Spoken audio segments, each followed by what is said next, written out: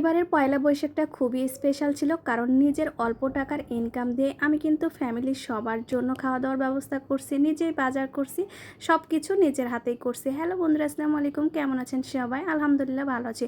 সকালবেলা উঠে আগে বাজারে গেছিলাম, বাজার থেকে ইলিশ মাছ নিয়ে আসছি। তারপরে ইলিশ মাছটা এখন ভাজবো, ভালো করে মেখে নিচ্ছি।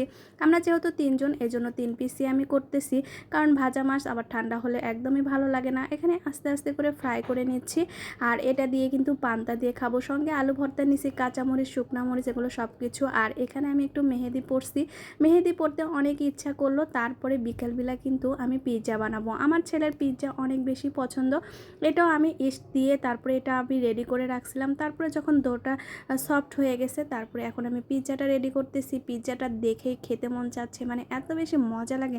আমারও পার্সোনালি পিৎজা অনেক বেশি ভালো লাগে। এটা কিন্তু আমি ওভেনে দিয়েছি তাড়াতাড়ি হওয়ার জন্য, কারণ আমরা মেলায় যাব। এই তো মেলায় আসছি, আর মেলার এই জিনিসগুলো দেখে আসলে ছোটোবেলাকে অনেক মিস করি। এখানে ছেলে শুভ নববর্ষ লেখে নিচ্ছে। আজকের দিনটা আসলে অনেক বেশি স্পেশাল ছিল। আপনারা কি মেলায় গেছেন কিনা অবশ্যই কমেন্ট বক্সে কমেন্ট করে যাবেন। মেলার জিনিসগুলো দেখে মনে হয় যে আগের দিনে ফিরে গেছি ছোটোবেলায়। ছোটোবেলাটা অনেক বেশি মিস করি।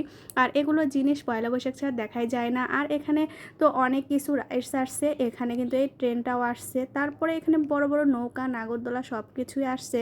আর নৌকায় উঠতে আমার ছেলে তো ভীষণ পছন্দ করে, আমিও, মা ছেলে দুইজনে কিন্তু নৌকায় উঠছিলাম। নৌকায় উঠতে খুব ভাল লাগে। আর এখানে কিছু মাটির জিনিসও আমি কিনে নিছি।